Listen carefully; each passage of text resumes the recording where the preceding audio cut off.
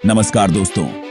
नवरात्रि में मां दुर्गा के 9 अलग अलग स्वरूपों की पूजा की जाती है। मां दुर्गा को प्रसन्न करने के लिए नवरात्रि के दिन सबसे अच्छे माने जाते हैं।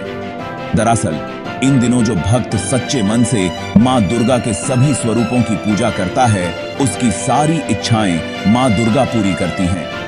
9 दिनों तक माता रानी की पूजा अर्चना के साथ आपको इस कथा का पाठ भी जरूर करना चाहिए।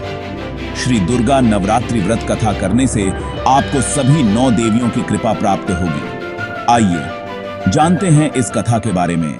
बृहस्पति जी बोले, हे ब्रह्मा जी, आप अत्यंत बुद्धिमान, सर्वशास्त्र और चारों वेदों को जानने वालों में श्रेष्ठ हो।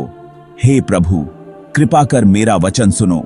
चैत्र, आश्विन, माघ और आषाढ़ मास के शुक्ल पक्ष में नवरात्र का व्रत और उत्सव क्यों किया जाता है?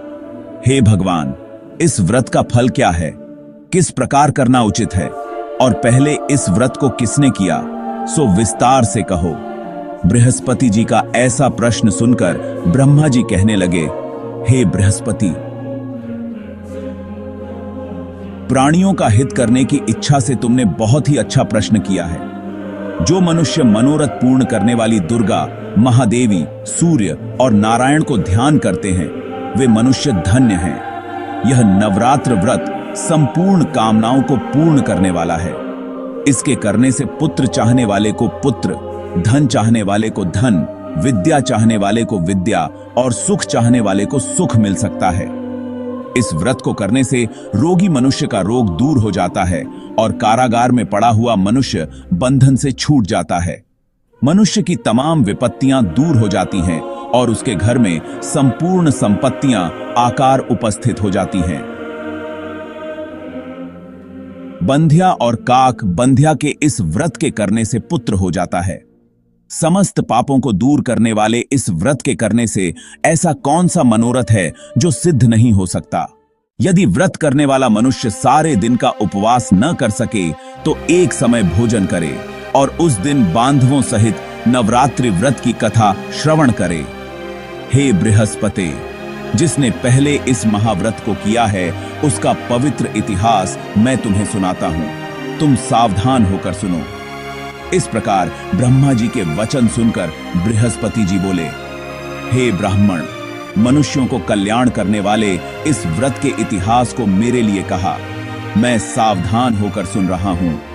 आपकी शरण आए हुए मुझ पर कृपा करो। ब्रह्मा जी बोले, पीठत नाम के मनोहर नगर में एक अनाथ नाम का ब्राह्मण रहता था। वह भगवती दुर्गा का भक्त था। उसके संपूर्ण सद्गुणों से युक्त मानो ब्रह्मा की सबसे पहली रचना हो ऐसी यथार्थ नाम वाली सुमति नाम की एक अत्यंत सुंदर कन्या पैदा हुई। वह कन्या सुमति अपने घर के बालकपन में अपनी सहेलियों के साथ क्रीड़ा करती हुए इस प्रकार बढ़ने लगी जैसे शुक्ल पक्ष में चंद्रमा की कला बढ़ती है। उसका पिता प्रतिदिन दुर्गा की पूजा और होम किया करता था। उस समय वह भी नियम से वहां उपस्थित होती थी। एक दिन वह सुमति अपनी सखियों के साथ खेलने लग गई और भगवती के पूजन में उपस्थित नहीं हुई। उसके पिता को पुत्री की ऐसी असावधानी देखकर क्रोध आया और पुत्री से कहने लगा कि हे दुष्ट पुत्री, आज प्रभात से तुमने भगवती का पूजन नहीं किया। इस कारण मैं किसी कुष्ठी और दरिद्र मनुष्य के साथ तेरा विवाह करूंगा। इस प्रकार कुपित पिता के वचन सुनकर सुमति को बड़ा दुहक हुआ और पिता से कहने लगी कि हे पिताजी, मैं आपकी कन्या हूं। मैं आपके सब तरह से अधीन हूं। जैसी आपकी इच्छा हो मेरा विवाह कर सकते हो। होगा वही जो मेरे भाग्य में लिखा है। मेरा तो इस पर पूर्ण विश्वास है। मनुष्य न जाने कितने मनोरथों को चिंतन करता है, पर होता वही है जो भाग्य में विधाता ने लिखा है। जो जैसा करता है उसको फल भी उस कर्म के अनुसार ही मिलता है, क्योंकि कर्म करना मनुष्य के अधीन है, पर फल देव के अधीन है।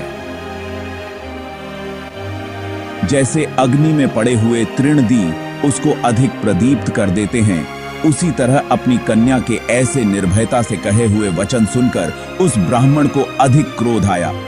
तब उसने अपनी कन्या का एक कुष्ठी के साथ विवाह कर दिया और अत्यंत क्रुद्ध होकर पुत्री से कहने लगा कि जाओ जाओ, जल्दी जाओ, अपने कर्म का फल भोगो। देखें केवल भाग्य भरोसे पर रहकर क्या करती है। इस प्रकार से कहे हुए पिता के कटु वचनों को सुनकर सुमति अपने मन में विचार करने लगी कि अहो, मेरा बड़ा दुर्भाग्य है जिससे मुझे ऐसा पति मिला।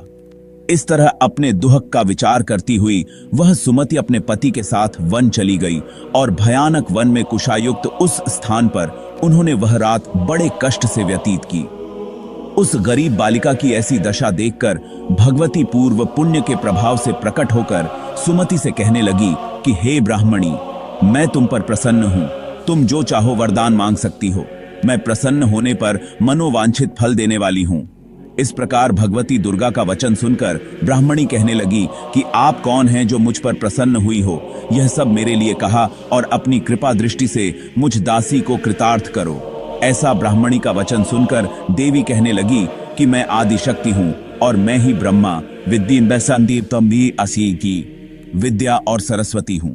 मैं प्रसन्न होने पर प्राणियों को दुख दूर कर उसको सुख प्रदान करती हूं। हे ब्राह्मणी, मैं तुम पर तेरे पूर्व जन्म के पुण्य के प्रभाव से प्रसन्न हूं। तुम्हारे पूर्व जन्म का वृत्तांत सुनाती हूं, सुनो। तू पूर्व जन्म में निषाद भील की स्त्री थी और अति पतिव्रता थी। एक दिन तेरे पति निषाद ने चोरी की चोरी करने के कारण तुम दोनों को सिपाहियों ने पकड़ लिया और ले जाकर जेल खाने में कैद कर दिया। उन लोगों ने तेरे को और तेरे पति को भोजन भी नहीं दिया। इस प्रकार नवरात्र के दिनों में तुमने न तो कुछ खाया और न जल ही पिया, इसलिए 9 दिन तक नवरात्र का व्रत हो गया। हे ब्राह्मणी, उन दिनों में जो व्रत हुआ उस व्रत के प्रभाव से प्रसन्न होकर तुम्हें मनोवांछित वस्तु दे रही हूं। तुम्हारी AUM जो इच्छा हो सो मांगो। इस प्रकार दुर्गा के कहे वचन सुनकर ब्राह्मणी बोली कि अगर आप मुझ पर प्रसन्न हैं तो हे दुर्गे, आपको प्रणाम करती हूं। कृपा करके मरे पति के कोढ़ को दूर करो। देवी कहने लगी कि उन दिनों में जो तुमने व्रत किया था उस व्रत के 1 दिन का पुण्य अपने पति का कोढ़ दूर होने के लिए अर्पण करो। मेरे प्रभाव से तेरा पति कोढ़ से रहित और सोने के समान शरीर वाला हो जाएगा। ब्रह्मा जी बोले। इस प्रकार देवी का वचन सुनकर वह ब्राह्मणी बहुत प्रसन्न हुई और पति को निरोग करने की इच्छा से ठीक है ऐसे बोली। तब तक उसके पति का शरीर भगवती दुर्गा की कृपा से कुष्ठहीन होकर अति कांति युक्त हो गया, जिसकी कांति के सामने चंद्रमा की कांति भी क्षीण हो जाती है। वह ब्राह्मणी पति की मनोहर देह को देखकर देवी को अति पराक्रमी वाली समझकर स्तुति करने लगी कि हे दुर्गे, आप दुर्गत को दूर करने वाली, तीनों जगत का संताप हरने वाली, समस्त दुखों को दूर करने वाली, रोगी मनुष्य को निरोग करने वाली, प्रसन्न होने पर मनोवांछित वस्तु को देने वाली और दुष्ट मनुष्य का नाश करने वाली हो। तुम ही सारे जगत की माता और पिता हो। हे अंबे, मुझ अपराध रहित अबला की मरे पिता ने कुष्ठ के साथ विवाह कर मुझे घर से निकाल दिया। उसकी निकाली हुई मैं पृथ्वी पर घूमने लगी। आपने ही मेरा इस आपत्ति रूपी समुद्र से उद्धार किया है। हे देवी, आपको प्रणाम करती हूं, मुझ दीन की रक्षा करो। ब्रह्मा जी बोले कि हे बृहस्पति। इसी प्रकार उस सुमति ने मन से देवी की बहुत स्तुति की। उससे की हुई स्तुति सुनकर देवी को बहुत संतोष हुआ और ब्राह्मणी से कहने लगी कि हे ब्राह्मणी, तुम्हारे उदयल नाम का एक अति बुद्धिमान, धनवान, कीर्तिवान और जितेंद्रिय पुत्र शीघ्र ही होगा। ऐसा AUM कहकर वह देवी उस ब्राह्मणी से फिर कहने लगी कि हे ब्राह्मणी, और जो कुछ तेरी इच्छा हो वही मनोवांछित वस्तु तुम मांग सकती हो। ऐसा भगवती दुर्गा का वचन सुनकर सुमति बोली कि हे भगवती दुर्गे, अगर आप मेरे पर प्रसन्न हैं तो कृपा कर मुझे नवरात्रि विधि बताइए। हे दयावती, जिस विधि से नवरात्र व्रत करने से आप प्रसन्न होती हैं, उस विधि और उसके फल को मेरे लिए विस्तार से वर्णन करें। इस प्रकार ब्राह्मणी के वचन सुनकर दुर्गा कहने लगी कि हे ब्राह्मणी, मैं तुम्हारे लिए संपूर्ण पापों को दूर करने वाली नवरात्र व्रत विधि को बतलाती हूँ। पात्र व्रत थी जिसको सुनने से तमाम पापों से छूटकर मोक्ष की प्राप्ति हो जाती है। आश्विन मास के शुक्ल पक्ष की प्रतिपदा से लेकर 9 दिन तक विधि पूर्वक व्रत करें। यदि दिन भर का व्रत न कर सके तो एक समय का भोजन करें। पढ़े लिखे ब्राह्मणों से पूछकर घट स्थापना करें और वाटिका बनाकर उसको प्रतिदिन जल से सींचें। महाकाली, महालक्ष्मी और महासरस्वती की मूर्तियां बनाकर उसकी नित्य विधि सहित पूजा करें और पुष्पों से विधि पूर्वक अर्घ्य दें। बिजौरा के फूल से अर्घ्य देने से रूप की प्राप्ति होती है। जायफल से कीर्तिदाख से कार्य की सिद्धि होती है। आंवले से सुख और केले से भूषण की प्राप्ति होती है। इस प्रकार फलों से अर्घ्य देकर यथाविधि हवन करें। खांड, घी, गेहूं, शहद, जौ, तिल, बिंब, नारियल, दाख और कदम्ब इनसे हवन करें। गेहूं होम करने से लक्ष्मी की प्राप्ति होती है। खीर व चंपा के पुष्पों से धन और पत्तनों से तेज और सुख की प्राप्ति होती है। आंवले से कीर्ति और केले से पुत्र हो। कमल से राज सम्मान और दुखों से सुख संपत्ति की प्राप्ति होती है। व्रत करने वाला मनुष्य इस विधान से होम कर आचार्य को अत्यंत नम्रता के साथ प्रणाम करे और यज्ञ की सिद्धि के लिए उसे दक्षिणा दे। इस महाव्रत को पहले बताई हुई विधि के अनुसार जो कोई करता है उसके सब मनोरथ सिद्ध हो जाते हैं। इसमें तनिक भी संशय नहीं है। इन 9 दिनों में जो कुछ दान आदि दिया जाता है उसका करोड़ों गुना फल मिलता है। इस नवरात्रि के व्रत करने से ही अश्वमेघ यज्ञ का फल मिलता है। हे ब्राह्मणी, इस संपूर्ण कामनाओं को पूर्ण करने वाले उत्तम व्रत को तीर्थ मंदिर अथवा घर में ही विधि के अनुसार करें।